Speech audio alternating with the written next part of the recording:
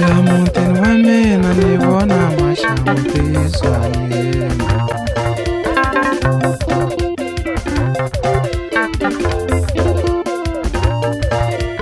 Ni vona mihlola ni etlele vusiku ku rila na swimanga.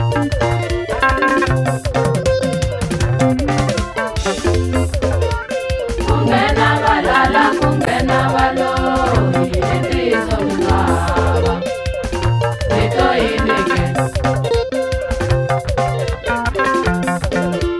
Kungena valala kungena valoyi etiso ngava vito yinike. Yeti vona xihoxo ni swi endlele ku yini ku tekana wansati. Kungena valala kungena valoyi etiso ngava vito yinike. A nga na ntiyiso na valoyi va nghena hi mhaka ya yena. Kungena valala kungena valoyi etiso ngava vito yinike. U famba ni hleva u teka na swihundla a byela valoyi. Kungena valala kungena valoyi etiso ngava vito yinike. Loko a hundzuluka va sala va n'wi rhumela leswo na swinkoka. Kungena valala kungena valoyi etiso ngava vito yinike. Loko a pfulerile va kota na ku nghena ka kahle valoya. Kungena valala kungena valoyi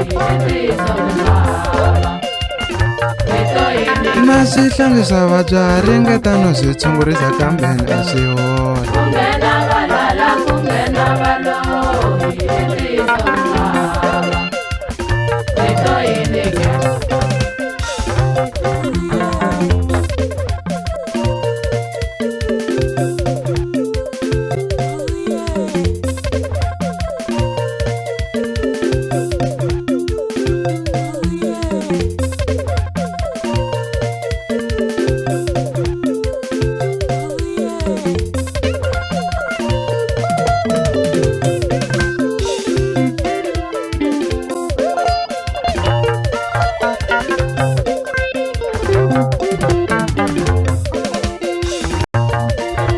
Mhaka leyi endlaka i ku tshama hi nga twanani la mutini wa mina.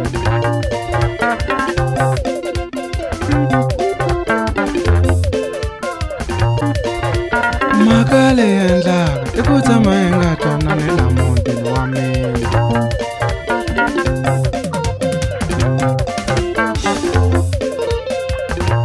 Hinkwenu swa fana vavanuna va pfumala tihlo kambe vona va hlongoriwe hi munhu. Hinkwenu swa fana vavanuna va pfumala tihlo kambe vona va. Loko ni veka nawu ku wansati ni swilaveko a ya tshama mintirho. Hinkwenu swa fana vavanuna va pfumala tihlo kambe vona va. Yena a nga ntwisisi u ri na mina vone tshama kwala kaya suku. Hinkwenu swa fana vavanuna va pfumala tihlo kambe vona va. Loko ni rhendzeleka nga swi lavi wa kwata u rhula madinomo. Hinkwenu swa fana vavanuna va pfumala tihlo kambe vona va. Ku vuya na vusiku u rhwala na mavoko a huwelela vanhu. Hinkwenu swa fana vavanuna va pfumala tihlo kambe vona va. U ni vangela matihlo vanhu va ta ni sola va kwa ni endli kahle. Hinkwenu swa fana vavanuna va pfumala tihlo kambe vona va. A nga na mahanyelo swa antswa ni n'wi hlongola la mutini wa mina. Hinkwenu swa fana vavanuna va pfumala tihlo kambe vona va hlongoriwe hi munhu.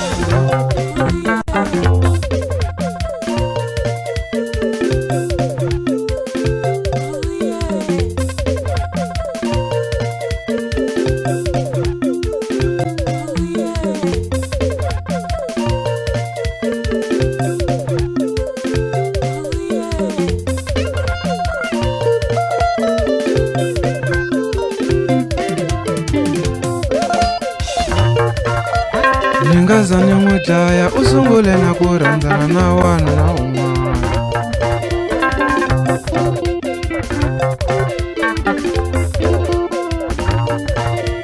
Ni nga za ni n'wi tlimba u sungule no rhandzana na wun'wana wanuna.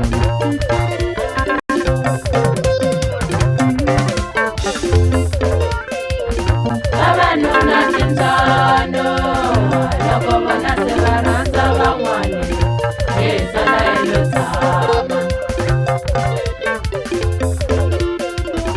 Vavanuna tindzano loko vona se va rhandza van'wana hi sala hilo Ku na ku tshama kala na mi kuma mi lo yima na vavanuna va vanhu. Vavanuna tindzano loko vona se va rhandza van'wana hi sala A ni va voni xihoxo vavanuna mi swi tivi ku tin'hwembe vonava. Vavanuna tindzano loko vona se va rhandza van'wana hi sala hilo. Swa pfumeleriwa wanuna mi swi tivi ku wa teka 7. Vavanuna tindzano loko vona se va rhandza van'wana hi sala hilo. Kambe wena wansati loko wo va na nuna na xigangu a swi kahle. Vavanuna tindzano loko vona se va rhandza van'wana hi sala hilo. Wanuna u na mfanelo yo hlongola wansati a mutini wa yena. Vavanuna tindzano loko vona se va rhandza van'wana hi sala hilo. Kasi wena wansati u nge swi koti ku hlongola wanuna wa wena.